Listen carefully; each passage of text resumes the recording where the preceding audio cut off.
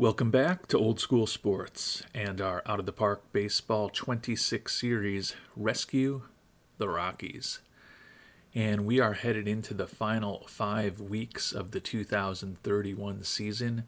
The good news is we've got the second best record in baseball at 81-52. The bad news is that the one team that's better than us happens to be in our division, the Los Angeles Dodgers, who are 2.5 games ahead of us as we begin these final 5 weeks of the season. You can see it's basically been a 2-team race between us and the Dodgers over these last few months, and certainly looks like that's the way that it'll end up, with the Diamondbacks in third place, 21 games behind the Dodgers and 18.5 behind us. So the focus for this episode is going to be this final month plus of the season.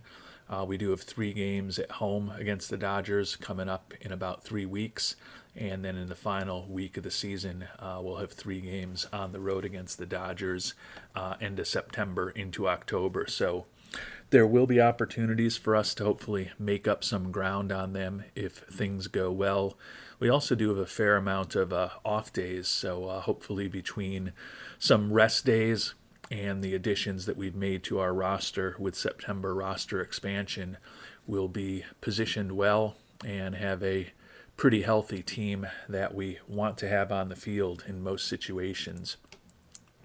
Dealing with one injury right now, Gregory Santos, who's had another nice year for us, is a veteran right-hander out of the bullpen. Is healthy at this point, but still finishing up an IL stint that started about a week and a half, close to 2 weeks ago. So he'll be joining the team shortly, which will likely mean a very brief time on the roster for somebody. The 2 pitchers that we added with September roster expansion were Ryan Featherston. He's been up and down multiple times this year between the majors and AAA. He's actually been respectable at the major league level, 4.26 ERA over 19 innings pitched. And we're going to let Ian Miller make his major league debut as a long reliever. 8th round pick out of Auburn 3 years ago in 2028. The 25-year-old has progressed well through our farm system, 8-8 with a 4.84 earned run average. AAA Albuquerque for us this year, just over 3 wins above replacement down there. Good personality, ground ball tendencies, which hopefully are helpful in cores, and with also our very good defensive infield. I think that he can be a useful back of the rotation pitcher if he develops to the extent we think that he can, and it'll be good to see what he can do for us. Did think about a contract extension with him, given that he's going to be 26 years old before next season starts, and we think he's more of a useful 4th or 5th starter type than someone who's really going to be a true game changer for us. I think the thought with him is to just play through his minimum salary and arbitration years, and he'll be heading into his mid-30s by the time there's a free agent decision available on him. So I don't really see a huge push to try to sign him for the long term, particularly because he wasn't really thinking about doing that at the bargain basement prices that would be most attractive to us. Also, 2 additions to the roster as far as position players. No surprises with these guys. Brought back Brendan Tunink, who's split the year between AAA and Colorado, and Cole Carrig, who's also split the year between AAA and Colorado. These 2 guys were the final 2 cuts off of our roster this spring, and obviously have spent some time with us in the majors when we've had some injury issues. Get an opportunity to try to jumpstart their major league careers over this next month or so. Barring a incredible collapse by us, or barring a rash of significant injuries, tend to think it's going to be a relatively quick episode here to get to the end of the season, and then presumably start preparing for the playoffs. So if it does go by as quickly as I anticipate, probably we'll do our annual review of our farm system at the end of this episode rather than waiting until after the playoffs to do that. But I will tease one potentially negative development that emerged yesterday as far as our minor league system. Brian Stoops, who we drafted with our first round pick out of New Mexico State just a couple of months ago, threw only 42 pitches yesterday, pending shoulder injury. So that could end his season. He did pitch that one game in A-ball that we talked about last episode, and then he looked like he was ready for high A. So given that he's already 22 years old, we figured we'd move him up. 2-0 record in his 6 starts, but he has a 5.74 ERA. Negatively is allowed 34 hits and has a 1.61 whip in those 26 and 2/3 innings in high A ball. Positively, he has struck out 36 batters, so he's actually still been almost half a win above replacement. And you can see his SIERA of 2.68 is a full 3 runs better than his actual earned run average. So hopefully it's not a serious shoulder issue, and we might even get to see him pitch 1 or 2 more times this season. But if it is a more serious issue, at least he got relatively full year this season between college, a game in A ball, and then 6 starts in high A ball. And hopefully it won't be something that costs him too much time next year if it is a more significant issue. And if we're going to make up some ground on the Dodgers, this upcoming week is an important one to do it. 6 games at home, 2 against the Rangers, and then 4 against our division rival, Arizona Diamondbacks. Mentioned that the Diamondbacks were in 3rd place, but they are still well behind us in the division. And Texas is a little worse than the Diamondbacks are. So this feels like a 6-game stretch at home where 4-2 is probably the minimum acceptable result, and we wouldn't hate winning 5 or 6 out of these next 6 games. The big story that we're going to be following away from our playoff aspirations is whether Gus Nieves can potentially win a Triple Crown for us this year. He's up 6 home runs on Tony Blanco Jr. and Emmanuel Rodriguez, up 15 runs batted in on Roberto Lemus. So it seems very likely he'll lead the league in homers and ribbies for the 3rd time in his 4 major league seasons. But he's only 6 points behind Lemus in the batting race. So chance for Nieves to make history this year over these last 5 weeks of the season. And the good news is we won the 2 home games against Texas, so we've closed the gap on the Dodgers to just 1 game with 4 left at home against Arizona before we head on to the road. The bad news, Mr. Stoops, a torn labrum, out for 6 months, so I guess the silver lining is hopefully if his recovery from that goes as anticipated, should be healthy right about when spring training begins. Bit of an abbreviated season here, but since the injury happened on August 31st, and there's a good chance he'll be ready by sometime in March. Not the end of the world, hopefully. And the homestand ended up going well for us. Won 5 out of 6 games to begin the month of September, although we did drop the final game of the series to Arizona. But looking back to August, 8-game winning streak before that loss that just happened. Looking ahead, 2 at San Francisco and then 4 at Chicago this upcoming week. With our good push, we are now half a game above the Dodgers in this pivotal race. As I noted, the 2 best teams in baseball, and it looks at this point like the Dodgers are 5.5 games ahead of Tampa Bay for the 3rd best record in baseball. So pretty likely that our Rockies and the Dodgers will end up with the 2 best records in baseball this year. So going to be critical to try to get that home field advantage throughout the playoffs rather than ending up in a wild card series despite having the second best record in baseball. Nieves stuck on 42 home runs, so only a 3 home run lead now, only a 12 home run, only a 12 ribby lead. Both of those over Michael Harris II, who apparently had a monster week last week. And you can see, although Nieves is hitting .322 on the year, he has dropped out of the top 3 in the National League as far as the batting race.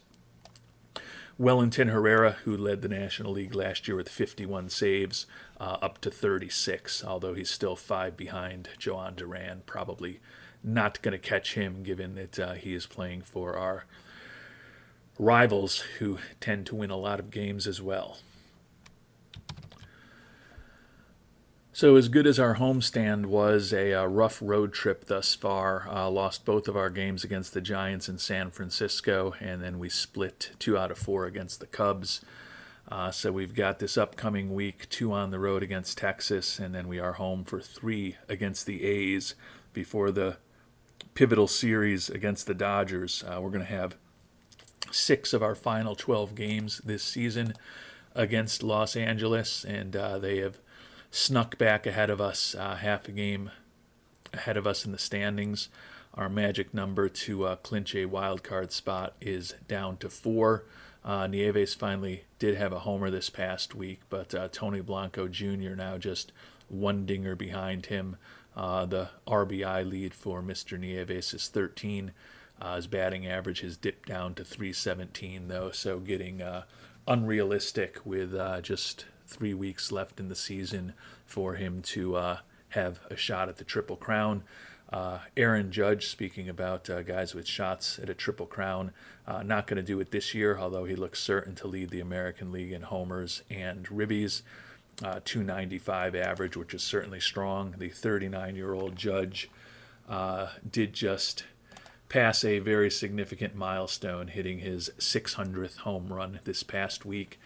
And you look at what he has done in this fictional future, and I think if the Yankees could sign up for him generally being very healthy and having 30-plus home runs every year between now and 2031, when he turns 39, I think that's something that I would definitely sign up for as a Yankees fan. Looks like he's having his best season since 2025 here in 2031.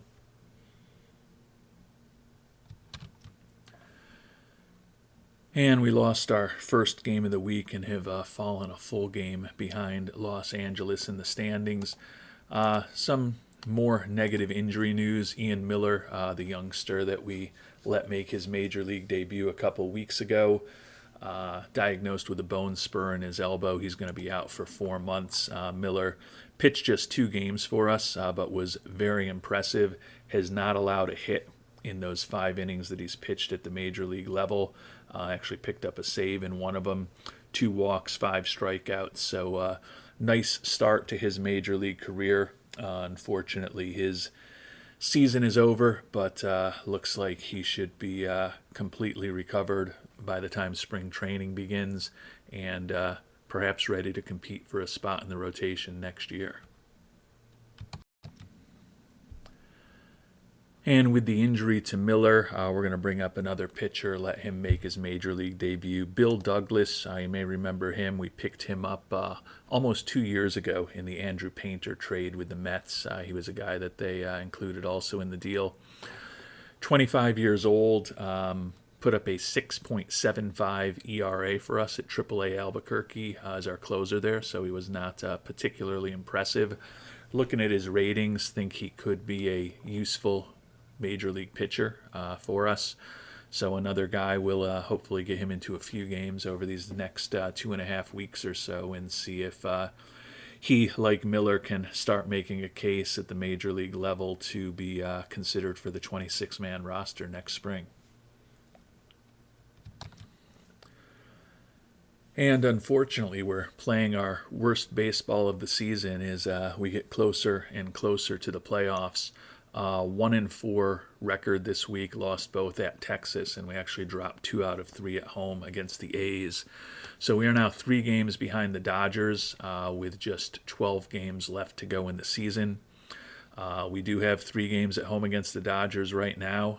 Then we'll go on the road at San Diego in the Dodgers, both of those 3-game series, before finishing up with 3 at home against the Giants. So with 6 games against the Dodgers, we're certainly not out of it. But as a minimum, we've got to take 2 out of 3 here at home, and would certainly love a sweep to get ourselves even. That said, we have clinched a postseason spot despite only having won 1 game over the past week. Still have the second best record in all of baseball, so just kind of picking the worst time ever to go into a bit of a slump. And Gus Nieves is doing the same thing. Hit only 1 home run since the start of this episode.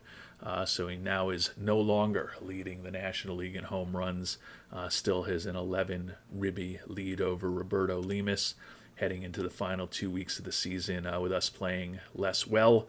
Wellington Herrera hasn't had a ton of save opportunities, and he's dropped back to 3rd in the National League at this point with 37. And we did deliver the minimum viable product, taking the series against the Dodgers the hard way, winning games 2 and 3 of the series after losing the first game. So closed the gap on them to 2 games, but with only 9 games left in the season, certainly the probabilities are in their favor. If we do end up in a wild card series, it'll be against the Philadelphia Phillies most likely. They've got a 2-game lead on their division rival Braves in the wild card race to see who ends up in the 2nd and 3rd wild card spots. Nieves up to 129 ribbies, but he is now 2 behind Blanco in the race to lead the National League in home runs, as Nieves seen the batting average fall to .314. Still an outstanding season for him, obviously, but he has not been particularly productive in this very important month of September.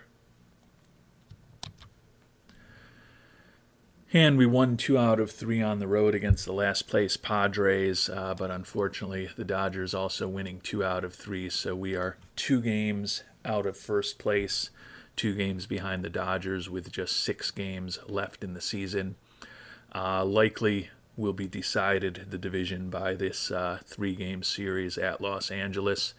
If they're able to sweep us, they'll have clinched the division, and if they take 2 out of 3, they'll have clinched a tie in the division at the least. So real important games coming up for us here. Taking a look at the broader standings at 93 and 63, we have clinched the 2nd best record in the National League, and looks like only the Mariners at this point might be able to get past us in the overall standings. So kind of a bummer that there be a wild card, because although we will have a home field wild card series, assuming we don't get past the Dodgers, we'll certainly lose the home field advantage for any National League division series. But then after that, you never know what can happen. If the Dodgers get knocked out of the playoffs early, maybe we will at some point regain home field advantage.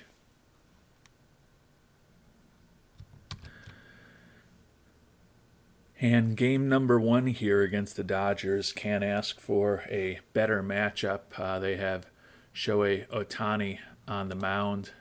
Ohtani this year only 4-4 with a 3.87 ERA as a pitcher. Does have 34 homers and 86 ribbies for the Dodgers. Unfortunately, Ohtani wrecked physically at this point in the game, and still has 2 more years after this one on his contract with Los Angeles. On the mound for us is our outstanding young ace at this point. Leo Martinez has run his record to 9-4 with a 2.45 ERA, so he's been very good for us this second half of the season after a very injury-plagued first half of the year. And being 2 games behind the Dodgers, certainly would think that this would be one that would be very important for us to win on the road. Unfortunately, a 5-6 loss, so We did have a 5-0 lead in this game before things really started going the wrong way for us, so that's disappointing to see. Martinez, 2 hits, 3 walks, 3 earned runs over 5 innings. Justin Gibson out of the bullpen, a rough outing for him. And Wellington Herrera, the closer, ended up taking the loss. So put ourselves in a pretty tough situation now where really the only possible realistic path at this point to a division title is taking these next 2 games against the Dodgers. Now, in our defense, each of the last 2 series that we played, we lost the first game before coming back to win the next 2. And we'll see if we can do that in Los Angeles. And we did win game number 2 against the Dodgers to close the gap to 2. So if we win this final game, we'll be 1 behind them with 3 to go. Unfortunately, we've got to win against the daunting Yamamoto, 14-7, 3.27 earned run average this year. Another really nice month for Leo Martinez, even though he was not great a couple days ago against the Dodgers. 3-1 record with a 2.29 ERA. So he is likely to finish with a 9-4 record and a 2.61 ERA. If we win here today against the Dodgers, it's possible that we'll need to pitch him in game number 162. But if we lose today against the Dodgers and or don't do great in those first couple games against San Francisco, we know we're pretty much locked in to the number 1 wild card spot in the National League if we don't get past the Dodgers. So certainly no reason to pitch Martinez in game number 162 if there's no chance at a division title. I would rather save him and have him ready to go early, perhaps even in game number 1 of the wild card series. But we are trying to make things interesting. We took game 3 of the series against the Dodgers. Game was tied 2-2 heading into extra innings. We were actually down 2-0, scored 2 runs in the top of the 9th. Ryan Stone with a 2-run homer off of Duran. And then we added 3 in the top of the 10th and held them to 1 in the bottom of the 10th to get a big W there. Meyer and Arguelles with the big hits in the 10th. Sal Frelick hitting to a double play, it looks like. I don't know if that was the final out of the game or not, but seems like that was considered a big play.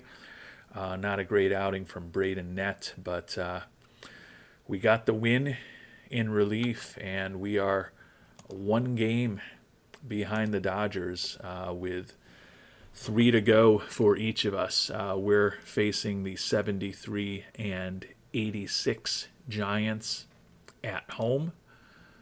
Take a look at the Dodgers and what they have ahead of them.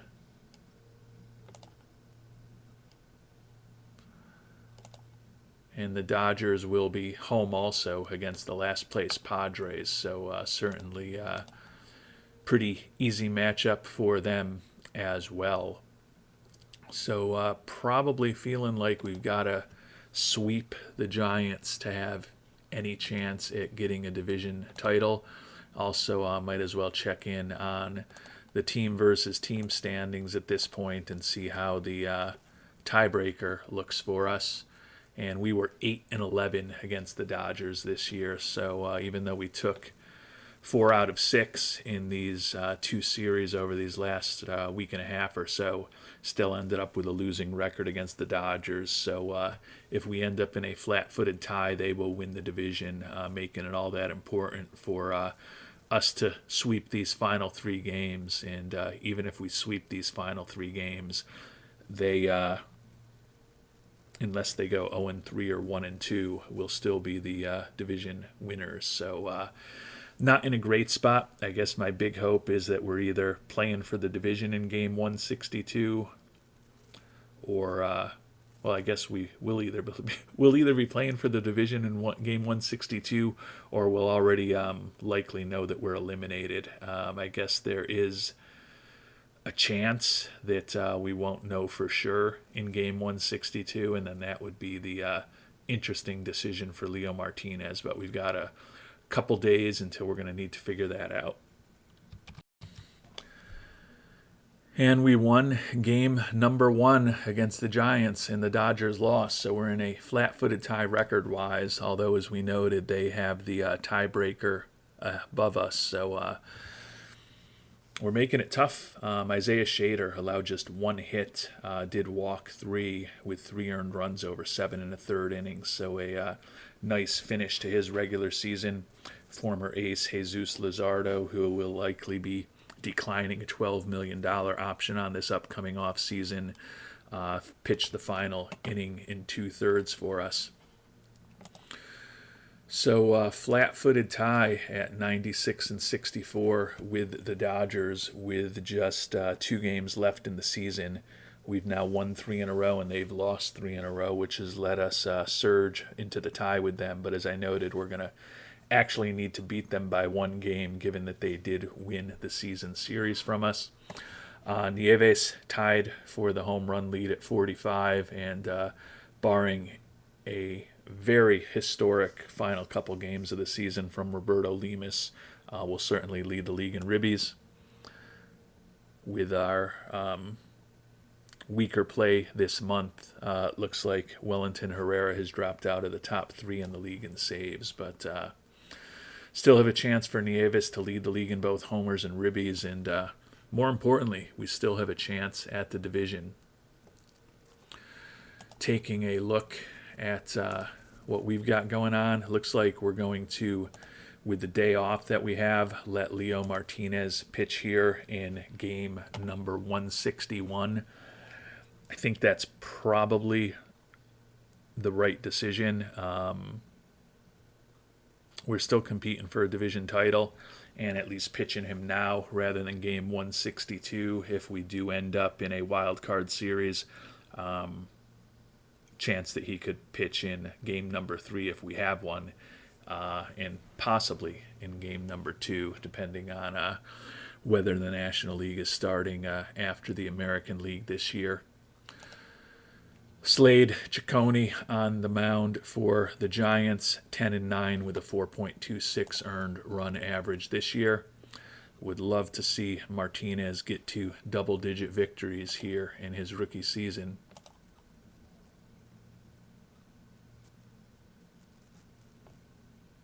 And it's going to, for whatever reason, take us a real long time to finish this day. We did get the W. 6-2 win. Christian Arguelles. Jesus Luzardo got the W in relief. Only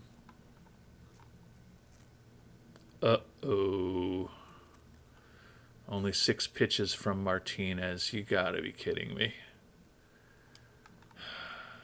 Injured while pitching. Oh, and great, our Gold Glove shortstop Drew Romo was injured in a collision at a base. So we'll check on those injuries. The Dodgers did lose, so with us having won 4 in a row and them having lost 4 in a row, we actually control our own destiny at this point. If we win tomorrow, we will have won the division title over the Dodgers with a pretty amazing rally over this last week or 2 of the season. But definitely concerned about the fact that Martinez pulled after just 6 pitches. Drew Romo injured in a collision, pending leg injury for him.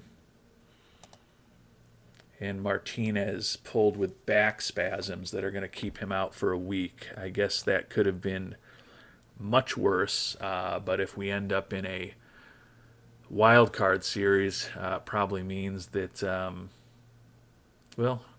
doesn't impact his throwing, although we pulled him after just 6 pitches. Pretty impressive that he pitched an inning and a third and got 4 outs on just 6 pitches. But it'll certainly be a decision for us to make. But that decision can be a lot easier if we win game number 162 and end up with a somewhat surprising division title given the way things were looking just a few days ago. Andrew Painter on a redemption arc this year with an 11-9 record and a 3.56 ERA will be pitching for us against the Giants. See if we can get a W here today in the final day of the season. So if we win today, we've got the division. If we lose, we'll have to look and see what happened with the Dodgers. Can we beat the Giants? And we did beat the Giants. So that was a very surprising rally to the division title over those final days of the season. Drew Romo, a hamstring strain, out for 4 weeks, though. So that is a devastating loss for us heading into the playoffs, given that he's such an important offensive player for us and obviously a huge asset to our pitching staff. So it's great that we're going to have some time off. The Dodgers finally ended that losing streak the final day of the year, but with 5 consecutive wins to end the season. Our Rockies at 98-64 have the best record in baseball for a second consecutive year, NL West title for a second consecutive year and a third time overall, and a 6th consecutive playoff appearance. Gus Nieves, as you can see, did lead the league in home runs and ribbies for a third time in his 4-year major league career. So the season went very well for us, and definitely felt just a few days ago in game time that there was almost no chance of winning the division. So really happy that we did that. That means that hopefully Martinez will be fully recovered from his back spasms by the time we do begin our NLDS matchup. But certainly very negative that our outstanding catcher is likely done for the year. I guess in theory, if we make it back to the World Series this year, a chance that he would be available for that. Really nice year for Romo, 299 average, 21 doubles, 6 triples, and 12 homers. Stole 11 bases for us, 112 WRC plus and a 4.3 WAR. Mentioned that his outstanding defense is a great asset to our pitching staff. Also a great influence in the clubhouse and a pretty good hitter for a catcher as well. So certainly losing him for the postseason is something that about as bad an injury that could happen to this team. But we'll have to see if we can rally for him and around him and try to see if we can get this team back to the World Series. And while we picked a really bad time in the month of September to go 13-12, which was our worst winning percentage of the season, winning the last game in September to get over 500, and then going 4-0 in October was enough to get us a game past the Dodgers in the NL West standings and earn that first round bye. Ultimately, our 98-64 record was right in line with expectations, as we've had for pretty much the entire season. The number one offense in the National League, scoring 865 runs, first or second in almost every offensive category. The only exceptions, homers, where we were 6th, walks where we were 4th, and stolen bases where we were 4th. Base running ranked 1st in the National League this year. The defense also outstanding, 2nd in defensive efficiency and 1st in zone rating. And the pitching ended up very good as well, tied for 4th in the National League in runs allowed. The bullpen has had the best ERA in the NL throughout most of this season, and the starters ended up just slightly above average, ranking 7th in the 15-team National League with a 4.35 earned run average. Certainly Mr. Martinez and his strong performance over the second half of the year helped us improve there. Generally, one of the top teams in most of the pitching categories, with the exception of walks, where we ranked 14th in the National League in terms of giving up bases on balls. Mentioned that I expected this wouldn't be an incredibly long episode, just playing 5 weeks of fictional baseball. It ended up probably taking a little longer than I anticipated and ended up being a much more interesting run to the division title than I thought. And certainly the injuries to Martinez and Romo in the final games of the season were not ideal. But we'll take a look at some of our top prospects and do our annual review of our farm system before we get to the playoffs this time around. Minor league system with the recent promotions of several important players is now considered a middle-of-the-pack organization, ranking 15th. Still do have 4 top 100 prospects.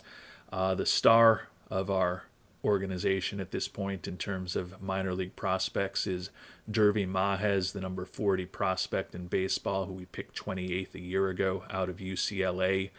Hit 362 in single A for us, 58 at-bats, promoted him to high A where he spent most of the year, hitting 325 with 11 homers and 237 at-bats. And then he finished up the season in the Eastern League in Double-A Hartford, where he definitely held his own. 295 average with 6 extra base hits and 13 ribbies and 61 at-bats. Put up a 143 WRC plus there. Envisioning him as likely our third baseman of the future, but he actually has enough skill to play some other infield positions at a pretty high level. Never questioned his defensive skill, although we thought he was perhaps more of an ideal third baseman than anything else, and with some improvement in the development lab, and I'm assuming perhaps just some general improvement overall, he's become a guy that could play second and short at a respectable level as well. Never had any question about his personality, never really had any question about his speed or his base running instincts. Still has some work to do on his hitting, but if he does end up being a guy with slightly above average contact and power and above average gap power as well, could be a very useful player for us in the not too distant future. Our prime IAFA focus this past offseason, Hendrik Jan van Gorkum, the tall tactician, 17-year-old, spent the entire year at our development complex, but another very interesting-looking infield prospect who is considered the number 54 prospect in baseball. Matt Waters, who was our first-round pick a little over 2 years ago, still viewed as the number 59 prospect in baseball, but our scout has very low expectations for him. The OSA still thinks he's great, but no one's willing to trade for him. Everyone knows he's not a gem. Hit just a .192 in rookie ball this year. He will be 21 by the time next season begins. Probably need to promote him to A-ball just to see what he can do there, but not holding out much hope given what we think about his prospective batting ratings that he's ever going to be a major leaguer for us. Phil Dingwell, who we picked with a first-round pick last year, number 38 overall, the number 66 prospect in baseball. He actually had a rough introduction to professional baseball as well, with a 195 average and 133 at-bats. We were definitely pleased when we got the opportunity to pick him with a supplemental pick a year ago, but a 17 WRC plus in his first year of professional baseball definitely leaves something to be desired. Thought about promoting Ted Miller when we got to the September call-ups. The former second-round pick started the year in Hartford, where he hit 346 and 107 at-bats, and then hit 285 with 14 homers and 56 ribbies and 326 major league at-bats. AAA at-bats. 117 WRC plus at the AAA level for him. He looks like he could be a pretty useful left-handed hitter for us. At some point, it's likely that we'll have to move on from Gus Nieves. Don't want to do that anytime soon, but having a young outfielder first base DH type like Miller in the organization could help cushion that blow, whether it comes this coming off season or as many as 3 years from now when his contract is set to expire. Jose Ramirez, an IAFA signing in 2039, pitched at both of our rookie clubs this year, 1-4 in the ACL with an ERA of close to 12. Was definitely better in the DSL where he went 3-1 with a 4.88 ERA. Still has a profile that indicates he could be a useful major league pitcher. If he reaches his full potential, more than useful, but going to need to really develop that changeup to have a chance at being an effective major league starter. Jordan Contreras, center fielder, who was an IAFA signing in 2028, split this year between A-ball, where he hit 286 with 15 doubles and 9 triples in 266 at-bats, and high A, where he hit 259 with 10 homers and 4 triples in 243 at-bats. The contact, the gap power, and the speed are all assets for him. He combined for 75 stolen bases at those two levels. Still looking like he could be an interesting major leaguer for us, but doesn't seem to have the same ceiling that we hoped he might when we signed P. Vitty over 3.5 years ago as an international amateur free agent. We'll check in on a few of our other highly regarded prospects. Alistair Mitchell, our 4th-round pick from a year ago, had a pretty rough introduction in the ACL for us to professional baseball. 1-2 record with a 9 ERA. Did have 9 saves as the closer for our very mediocre, or actually quite poor, ACL team. Good news is he struck out 23 batters in 16 innings. The bad news is he allowed 17 walks and 19 hits in those 16 innings. So a lot of work for the youngster to hopefully improve and maybe make a case to become a major leaguer in the not too distant future. Jimmy Barreto, 17th round pick in 2027. He's a guy whose control looks like it could be a career limiting factor for him, but the 23-year-old has borderline filthy stuff and decent movement on his pitches. He was 7-7 with a 4.76 ERA, AA Hartford in the Eastern League, and then he went 5-1 with an ERA of just over 4 after we promoted him to AAA Albuquerque. Did walk 30 batters in those 46 2/3 innings at AAA, so still have a lot of concerns about that control with him, but he's definitely got a very live arm, that's for sure. Only throws in the low 90s, but that splitter-cutter combination is pretty intimidating to hitters. Mike Gerard, you might remember him, our 1st-round pick from 2029. He hit 276 for us in his second trip through the ACL this year. We then promoted him to A-ball, where he batted just 220 in 150 at-bats. No question at all about Gerard's glove. The question is whether the bat's going to become a major league quality bat, given the outstanding defense that we think he brings. Taking a look at his potential batting ratings, there's definitely still a chance that he could become a very usable catcher for us, perhaps maybe by the time we're moving on from Drew Romo. Not that we're looking forward to that. We talked about Ian Miller during this episode.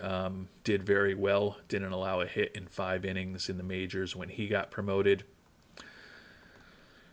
Bernie Barrera, one last guy that we'll talk about. He was a scouting discovery from 2028. Played at both of our rookie teams this year, 2-6 in the Arizona League, but 4-1 in the DSL. Promoted him up to A-ball towards the end of the year, where he was 2-1 with a 2.19 ERA. Looks like someone who could be a pretty interesting starter if he reaches his full potential. Potential nice 4-pitch arsenal, and all of those pitches are moving along. He's got some durability. He's got some good stamina. Question with him is ultimately going to be, does he come close to reaching his potential, and does he improve that control enough that we feel confident rolling him out there. And with that, we will call it an episode. Next time around, we'll begin the playoffs. The regular season went as well as we could have hoped. Best record in baseball, won the division. The big bummer, though, was the loss of a very important player in catcher Drew Romo for these upcoming playoffs. Hopefully, the pitching staff will be able to be held together.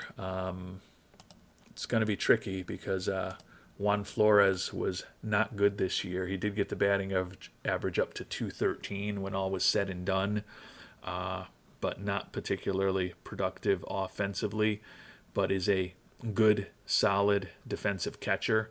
And he's ultimately going to be joined on the postseason roster by Chris Boone, although it looks like Chris Boone is banged up now, but he'll day-to-day with that bruised shoulder, so he'll be ready. The 9th-round pick in 2027, another more than competent defensive catcher, but not much of a bat for Mr. Boone.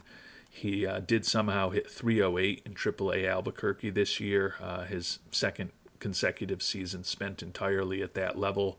He is a guy who we think has a good chance to be a backup catcher for us for a few seasons.